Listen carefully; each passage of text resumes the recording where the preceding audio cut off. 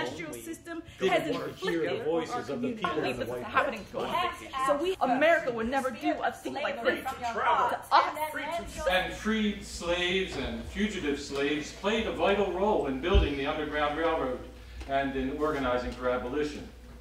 And as slaves began to tell their stories, some wrote private and in some cases public letters to their former owners, defying their attempt to return them to slavery. Here is one such letter from Jermaine Wesley Logan, who was pivotal to the Underground Railroad in Syracuse.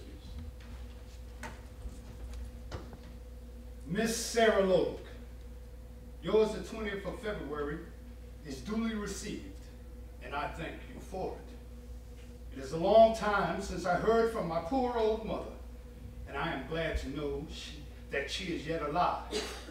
I wish you had said more about her. You sold my brother and sister Abe and Ann in 12 acres of land. You say because I ran away. Now you have the unutterable meanness to ask me to return and be your miserable chattel, or in lieu thereof, send you $1,000 to enable you to redeem the land, but not to redeem my poor brother and sister. If I were to send you money, it would be to get my brother and sister, not that you should get land. I am indignant beyond the power of words to express that you should be so sunken and cruel as to tear the hearts I love so much all in pieces.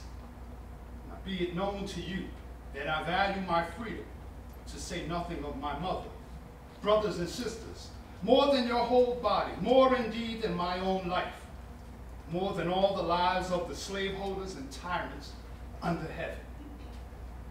You say you have offers to buy me, and that you shall sell me if I do not send you $1,000?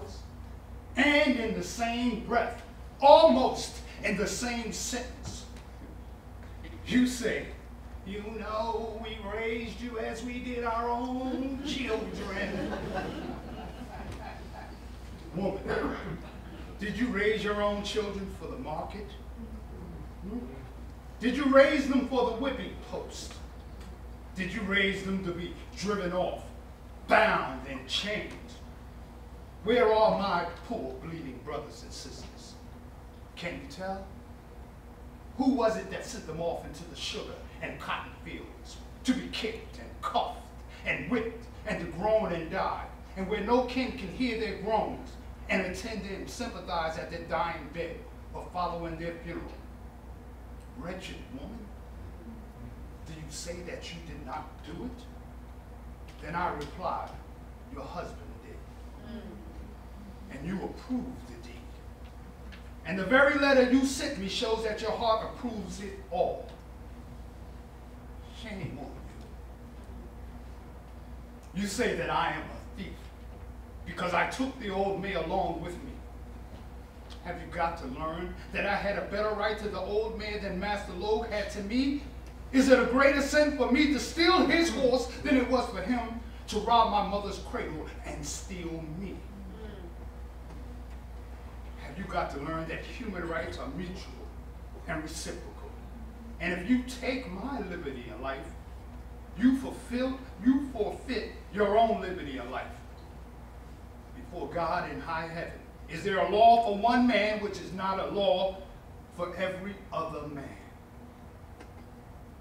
Did you think to terrify me by presenting the alternative to give my money to you or to give my body to slavery? Then let me say to you that I meet the proposition with unutterable scorn and contempt. The proposition is an outrage and an insult. I will not budge one hair of breath. I will not breathe a shorter breath, even to save me from your persecutions. I stand among a free people who sympathize with my rights and the rights of mankind.